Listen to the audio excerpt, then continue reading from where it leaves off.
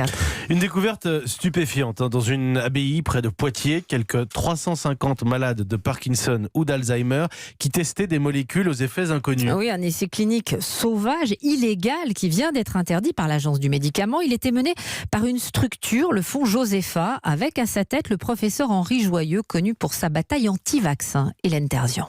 On est aux confins du charlatanisme. La confiance des patients a été abusée, martèle Bernard Célie, directeur de l'inspection de l'Agence du médicament.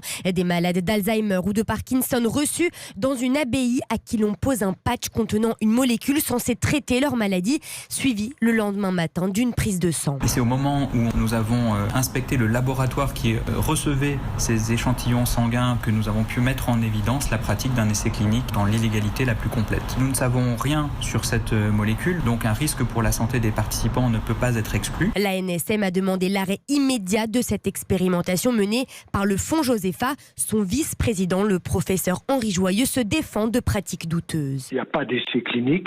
Donc il n'y a pas d'études cliniques sauvages. Il y a Jean-Bernard Fourtillon, qui est le président du fonds Josepha, qui a découvert une hormone. J'ai confiance dans cette découverte qui peut être utile pour les patients. Donc je ne vois pas qu'est-ce qu'on va nous sortir avec cette abbaye, parce qu'il y a une abbaye.